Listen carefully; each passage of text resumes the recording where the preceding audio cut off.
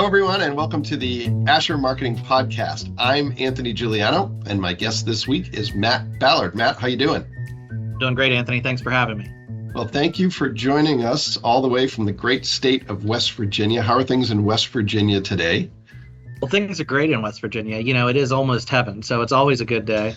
We are in our distinct season of winter, though. It's a little chilly here today. Yeah. Do you ever wish that John Denver just said it was heaven, not almost heaven? That seems like damning with faint praise, almost.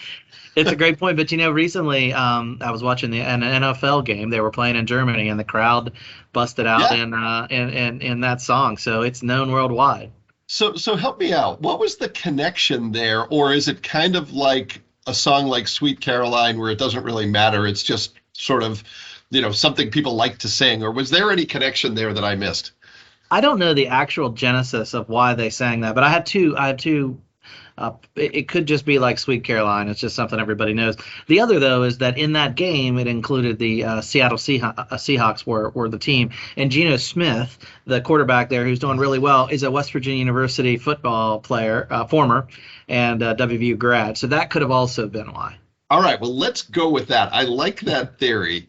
We can start to spread that here on the podcast, and maybe it will reach critical mass. So, and hopefully Geno Smith continues to represent the state well over the course of the season. That's all right. Well, we're not here to talk about Geno Smith. We're here to talk about you. So, Matt, I usually like to start with the career path of our guests, and I'd like you to start at the beginning. I did my usual thorough research for this podcast, which consists of about 5 minutes on your LinkedIn profile. And it looks like at one point you were in a healthcare career field, and then maybe you pivoted. So tell us a little bit about that. What were you thinking as you were coming of age? Where did you go? And then when did you pivot? That's a great question. And thanks for the homework. A good lead into it's difficult sometimes when you're 18 years old to determine your future career path. So my undergraduate degree is in nursing. Okay. And I really did not practice. I mean, in between undergrad and graduate school, I practiced just for a very brief period of time. Went on to graduate school. Public administration was my study there. I did still minor in healthcare administration in case I decided to go that path. But, really thought my skill set was probably better set for other opportunities. And it just takes a while to recognize that, I guess. Sure. So I actually started out after graduate school working for our then governor, Bob Wise, and working in the Department of Tax and Revenue.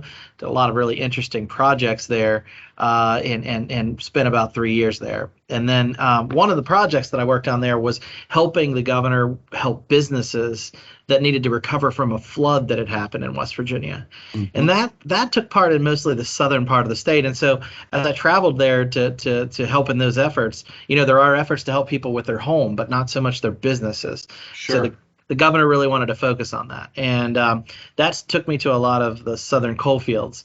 And I met a lot of folks down there. One of the most exciting things that was happening there at the time was the Hatfield-McCoy Trail System. Mm-hmm. And the Hatfield-McCoy Trail System is for ATVs, UTVs. It's a motorized trail system, very unique. The only one like it in the world that we're aware of, where it's on private land but managed by a public corporation. So anyway, they were getting visitors from all over the country, and an opportunity came up to be the executive director of the Hatfield-McCoy Trails. So I did that, and I'd had some connections in Southern West Virginia, which helped me. Kind of folks knew me, and I was able to interview and was thankful to get that opportunity.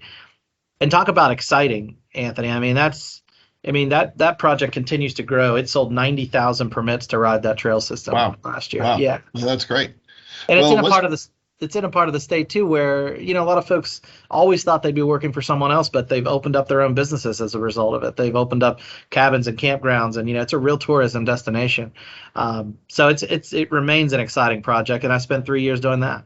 Well, that's great. Well, West Virginia seems to be gaining, or maybe it's retaining, a reputation for tourism in that way, where I was talking to some folks at the New River Gorge Development Alliance. I may have gotten that name wrong, but they're doing some great things to attract some tourism dollars there as well. So it sounds like a great place to have some fun, and as a result, generating some entrepreneurship there too.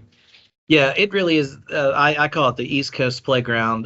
You can fish, whitewater raft, hike, ski, mountain bike, hunt. We've sort of got it all. Ride the ATVs on the Hatfield McCoy Trail. So yeah, you're right. And the New River Gorge being the nation's newest national park is very exciting for the state. So talk about the shift you made from there. You worked there for a little under 3 years. Where do you go from there, and what does that work consist of? Yeah, so managing that trail system was certainly I love the marketing aspect of that. We did a lot of national press events and things, and but it also got me into the economic development side of it, helping those small businesses that were there, monetize this trail system that was around. And so after spending a few years there, our largest county in the state, Kanawha County in West Virginia, and Charleston, our capital city, were merging all of these entities together. They were merging their Chamber of Commerce, their Economic Development Group, and their Downtown Community Group into one organization called the Charleston Area Alliance. I found it pretty appealing that groups could put aside their fiefdoms and like join together those efforts. I lived in that county, and so I applied for a position there, and that took me into the sort of pure economic development work, which is a position most people, no one like graduates from high school and says, I'm going to be an economic developer. No one, people just find that job. Sure. So, and that leads you to where you are today, correct? Can you talk a little bit about that transition? Yeah, so it's 15 years there at the Charleston Area Alliance, and Oh, wow. one of the projects we worked on was which is the West Virginia Regional Technology Park. This was a technology park that had been built originally actually by Union Carbide back in the 40s. It had developed over the years. Dow eventually acquired the site. And 2011, Dow donated about 258 acres to the state of West Virginia, and they created a corporation to manage this asset. And I'm sure we'll get into the details of what that is, but that's how I transitioned from that role in economic development to this role, which is still very much economic development and also, real estate and management of the real estate and the facilities here as well. Okay, great. Well, tell us a little bit about the West Virginia Regional Technology Park. Tell us what are you trying to do? What are some of your challenges? What is the opportunity? And ultimately, what's the message you're trying to get out there?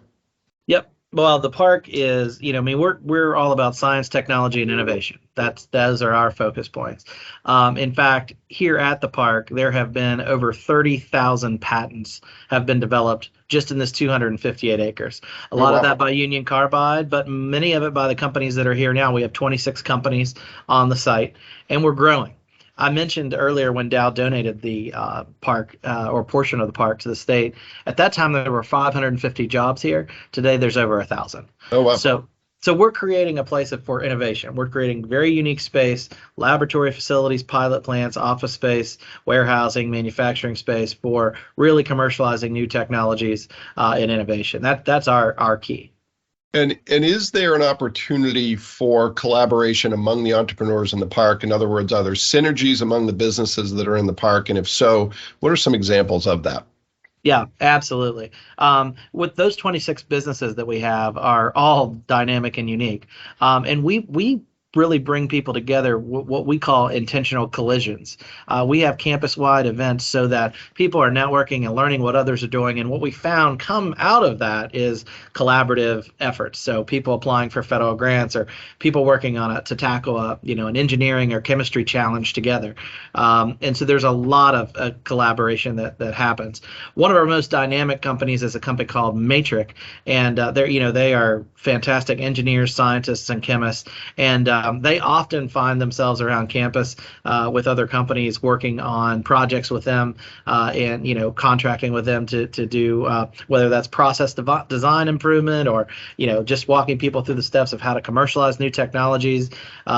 It's actually something that happens pretty frequently here. Okay, so what are some of the challenges that you run into in terms of promoting the park, promoting entrepreneurship, promoting West Virginia? What are some of the things that you're looking to change minds about or to reinforce in terms of the strengths that your effort offers? we're really looking to reinforce, the quality of our workforce here in West Yeah. Virginia. We are a small state, and so Mhm. oftentimes, a potential business will think, well, I'm not sure if I can get the workforce there because it's, we don't have millions and millions of people. Sure. But the quality of our workforce is tremendous. We have the lowest turnover in manufacturing in the country. So if you're a manufacturer coming here, you're going to have a lot less turnover and thus less cost. We are innovators. There are quite a bit of folks that throughout the state that have multiple patents that have churned out successful companies. So I think those are the as far as challenge goes. Being a smaller state, about 2 million people throughout the whole state. Part of it is letting folks know that they can get the workforce and the talent that they need when they come here, and that's we're kind of a hotbed for the talent pool in our community. It's where all of the our PhDs and masters and bachelor's level scientists and engineers and STEM based researchers are housed. So what are some of the success stories, if you don't mind sharing, some of the businesses that have incubated in the tech park and have, thrived in that area, some of the products that have been developed? What are some success stories you can speak to? Yeah, well, the products are unbelievable throughout the whole history of the park. You're talking about, probably the seats, not probably, the seats that we're sitting on now, Yeah. the foam in your computer chair was almost certainly designed here. Certs and other memory foams were originally developed here. A lot of the Prestone products for your automobile Okay. were developed here as well. Oh, wow. So, yeah, of those 30,000 patents, many remain in the market today and are being put to use. One of the biggest success stories I mentioned just a minute ago is Matrix. They started here in 2004 with one person, and today they have over 100 employees. Part of that effort was at that time Dow in our community was downsizing. They're still here, but they were making a strategic business decision to downsize, and we wanted to keep the brain trust together that had been working at this park for quite some time. And so the community helped to create through economic development efforts an organization that would do that would keep our brain trust and the dynamic people we had. And so they've grown to over 100 people and are churning out their own patents. Just been awarded an amazing federal grant to work on pharmaceuticals that are a challenge for us now in the United States. We learned during COVID that a lot of the medications that you and I and everyone take on a daily basis aren't made in this country anymore. Mm-hmm. So that part of the grant that Matrix was awarded, which I think is an exciting story, is to begin to make the precursor chemicals we need to make your blood pressure medication or your cholesterol medication, so that if the country needs them, they can be called upon to make that in times of need. So that's just one dynamic, story of work that Matrix, one of our tenants, is doing to help us in potentially the next health crisis that we may have. Well, that's great work, important work, and really, pleased to hear that. I'm also a big fan of foam. I have a hard chair at home that I sit in for 8 hours a day when I'm working from my home office, and I need to get a chair that has those products in it because my back can't take it. Well, some great stuff happening. How has the environment in the last couple of years either benefited or presented challenges? There's been a shift in the way people think about where they live and work. Has that benefited West Virginia? Has it been, a greater challenge? What are some of the realities of how it's affecting you? Yeah, great question. Really good. So I'll answer to the way it's affecting West Virginia and the park. West Virginia, it's actually been a positive. We had more people for in-migration to the state last year than we had out-migration, and that's the first time that's happened in about 25 years. Wow. People realized that they could come here and have the connectivity, but enjoy the outdoors and not be on top, not be on top of people like you might be in New York City or San Francisco. Sure. And you can have a nice half-acre or acre property in a house and work from home remotely. The state is even doing a cool project called Project Ascend, where if you're a remote worker, you get a certain stipend over a 3-year period, and you get to take part in all of those outdoor activities. So in that 3 years, as you acclimate to the new state and get to know West Virginia, you get free lift tickets for skiing and a free whitewater pass, and get to go on hikes with business people around the state, so you can build a network. It's a really unique program they've developed, and it's bringing people in. And Well, that's great. as evidenced by the data. Yeah. So Yeah. for the park, it didn't impact us negatively, because you see a lot of people, working from home now. But the bulk of our facilities here, while we do have office space, certainly, but is laboratory space. And I Yeah. told our folks when this happened, you can't do chemistry in your basement or your garage, or you shouldn't do. Yeah. Yeah. At least. Yeah. You could, but it's not advisable. Yeah. Exactly. Yeah. So, our folks have been working here throughout. And part of the thing about working in a lab, though, too, is you do have such a, we have our laboratories are single pass air. So you're bringing air into the facilities, but it never recirculates, which helps, especially when you have communicable diseases, Sure. as we did during COVID. So we've been very fortunate. Sure. So how much of the attraction piece is trying to attract businesses that might be located somewhere else, that might be founded by folks in other parts of the world who are looking for another location, and how much of it is homegrown? In other words, what's the likelihood someone who's in the tech park is going to be from the state, they're looking to invest in the state? What's the likelihood that you're trying to draw people in from another part of the country or the world, for that matter? Yeah, good question. It's probably half and half. I mean, We're definitely recruiting. We do it quite a bit. In fact, we just had a red carpet tour. Our current sitting U.S. senators, Joe Manchin and Senator Shelley Capito, helped us to host an event where we brought in 20 executives and site consultants to take a look at the park, to understand West Virginia, and to get to know our senators and what they're doing at the federal level, and our state leaders as well. And then a big part of it is helping the entrepreneurs that are here at their state, or even just the existing companies that are here at the park already grow. If you can help a company that's already here through a challenge and they add 10 people as a result for it, that's just as good as recruiting a company that hires 10 people. And they're more likely to stay. Sure. So we do a lot of work with the existing companies that are here, with entrepreneurs that are growing. And then naturally, we also try to recruit businesses to the park as well. Sure. Well, one of the things, I worked in economic development for about 5 minutes, and certainly don't know a fraction of what you know. But one of the things I always heard is that there's really two sales. There's the convincing the business decision maker that the workforce is there, that the economic incentives are there, that the site is right, and then convincing his or her significant other / spouse and family that this is a great place to live. Do you see that dynamic, and how do you deal with those two different aspects of economic development? That's a great question, and you're spot on. I've seen that happen before, where an executive or the company's moving, but the spouse isn't sure. What we've done in that case is heavily personalized things. Typically the executive will let us know that there's some trepidation maybe from the spouse's part. Sure. And so, we'll ask them what things do they like to do, so that when they do come for the visit, we can show them that, so if they're a tennis player, we take them to the tennis club, or, whatever that may be, Sure. Whatever their hobbies are and what their profession is as well, that they'll have job opportunities here if they so choose. So we just get real specific and personalized with the person, and try to, make a schedule and a tour that will appeal to their, what their interests are.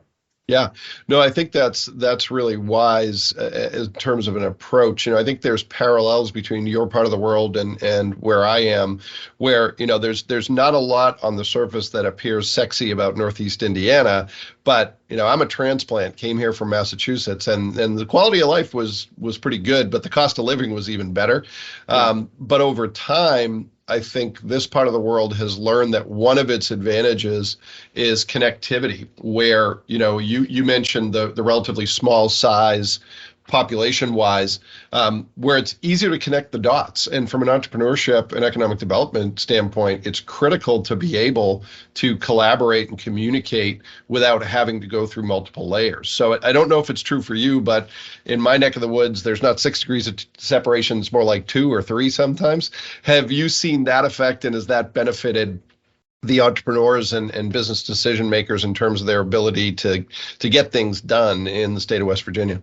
Yeah, no question. Being a smaller state, and those of us that have been here our whole lives, or for much of our professional careers, do have tremendous contacts throughout the state where we can help an entrepreneur or a company coming in.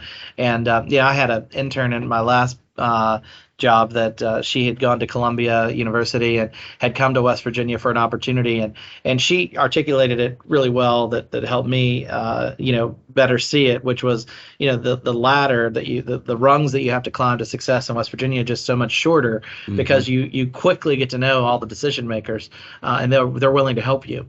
And that may be different in a much, much larger populated area. Sure. So I remember having that talk with her when as she kind of finished up her internship and what her experience was like here in West Virginia, and it really hit home. And I began to see it as a great asset for us. Well, that's great.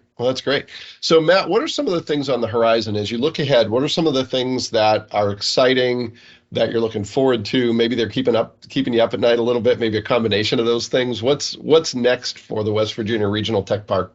Yeah, I'll mention 2 or 3 things. One, we're creating a new site, 14 acres. And to do that in West Virginia, we're known for our beautiful mountains and our hills. But sometimes you have to do some earthwork when you want to create a flat site here. Yeah. So we're actually moving 900,000 cubic yards of earth, if you can believe it. Wow. To create 14 acres. And it's great, actually, Anthony. It's a public-private partnership. We are sending that earth that we're moving with heavy equipment to another site that needed to fill in a site, and it's already developing into a retail facility for our city. And then we'll have 14 acres when it's completed. So that's exciting, and what will happen with that, how we plan for that, how we get the infrastructure to it. Probably the second of 3 things that I'm excited about is the state of West Virginia is currently analyzing the opportunity for them to maximize efficiencies and also entrepreneurial thinking in regards to state laboratories. So we have our Department of Agriculture, our Health and Human Resources, our Medical Examiner's Office, state police, any state agencies that would have laboratory facilities, but they're all over the place. And I think we've seen from what other states have done, there are efficiencies and business cases to be made for consolidating them either on one campus or on one facility. So the state is undergoing that research and study now. And the thinking is that if that's the conclusion, if that's the outcome, that will likely be here, that the location will likely be here, which would bring 400 new people to our campus, which would be really exciting. Yeah. And again, those opportunities for collaboration and that to, really snowball into more business development and business growth. That sounds like a great opportunity. Yeah, we're excited about it. And the third and final one that I'd love to mention to you is that we've just completed a science exhibit called Science on a Sphere. We just built a $7 million building for the National Weather Service, and their parent federal agency, the National Oceanic and Atmospheric Administration, NOAA, they have this program called Science on a Sphere, and we now have it's completed and ready on our campus. It's a beautiful room with a 7-foot globe in the middle that we can project 800 data sets to. Wow. So not just weather. You can do weather, but you can do shark tracking, you can do, turtle tracking, you can look at all the active planes in the air and where their flight patterns are, Facebook connections. And so we're going to be bringing middle school and high school students here to learn more about STEM and get them engaged and excited about STEM careers using that science exhibit. And so that's just a brand new thing. That's our first science exhibit or type thing on our campus. So we're pretty excited about bringing the public here to learn more about STEM. Well, that's great. And from my experience, when my son was younger, turtles and sharks are a great entry point to get people interested in science and see the career potential. I'll circle back to where you started. We mentioned that it's really hard to make a decision about what you want to do when you're 18. I think that's sometimes true when we're 28 and 38. But if you can get kids to see where their interests intersect with career opportunities, that gets them thinking. They don't have to make a decision when they're in middle school, but certainly to understand how the world works and to understand how jobs are built around their interests, I think is critical to let kids in that window as soon as possible. Yeah, no question. That's our hope. And we have a community and technical college here on our campus. They're going to be helping us with the curriculum development. And so it's going to be a real positive thing, I think, for our community and our state. So, Matt, it sounds like ultimately, one of your roles is to be a facilitator, to bring together business, to bring together government, to bring together higher ed, and create an environment where you're removing barriers and making it easy for them to work together. So I really applaud that work, because sometimes we focus on the people who are doing all of those things, but we forget those who connect them are equally as important. So that sounds like great stuff. Thank you. Yeah, Well, definitely. let's pivot to what I call the speed round of the show. It doesn't have to be Okay. the speed round of the show, Okay. but it's a few quick hit questions that sometimes generate quick hit answers, but they can be more extensive if you'd like. So the first one has to do with careers. You've done a couple different things in your career. Your career has certainly evolved over time. What have you learned in that in terms of career success and fulfillment? What would you share as your best advice for having a fulfilling, successful career? Good question. I think part of it for me has been constant eagerness to learn new things and willingness to learn new things, sometimes which are uncomfortable. There's parts of everyone's job that they don't love, but not always focusing on just the parts you like, but learning sort of the position holistically is really important. But I've tried to be a lifelong learner. And learn new technologies. I've gotten really interested in blockchain recently, for example. Not really part of my job, but just something that I can see as an emerging technology that I want to have enough understanding about that I can speak to it when others are talking about it. So just as an example of things that I think it's important to be a lifelong learner is critical. Well, that's great. And something that I think is underappreciated is how difficult that gets as you move on in your career. You get kind of more entrenched in what you know. You get beholden to the old ways of doing things, and you can sometimes, and I'm speaking, if it sounds like I'm speaking from personal experience, I am, you can get resistant to those new ideas. So I think that's great advice, not just for people getting started, but those of us who are a little more mature in our careers. By the way, Matt, if you could, we're not going to do it here because it would take more than the rest of the time we have, but someday if you can explain blockchain to me, okay, I would be forever grateful. I listened to a 2-part podcast series in hopes that I would understand it. And I left that 45 minutes thinking, I think I know less about blockchain as a result of that 45 minutes. So, that may just be a reflection of my intelligence level, but hopefully someday you and I can talk and you can explain it to me. Yeah, let's do it. All right, great. Let's do it. Great. All right. Second quick hit question. What is a myth or misconception related to your work that you would like to clear up, or could be something that just needs to be amplified that's not as well known as you'd like it to be? It could be about the state of West Virginia, it could be about the tech park, could be about economic development, whatever you would like to amplify. Here's your chance. I think that I'll take the opportunity to say it about economic development. You said that you were also participating in economic development. There's a great misunderstanding about economic development, and I think it's because there's no television show about it. I've hypothesized about this. You think about television shows and professions. We can see what it's like to be a doctor, the president of the United States, a fireman. Sure, those are people acting in fiction roles, but it gives you an idea of the stress those people have, what challenges they have. There's never been a TV show about a city planner or an economic developer. Maybe because it wouldn't be super interesting, but the truth is that you have to have a little bit of knowledge about a lot of things. An economic developer plays the engineer, to the accountant, the scientist, the inventor. We have to be so many different things to so many people.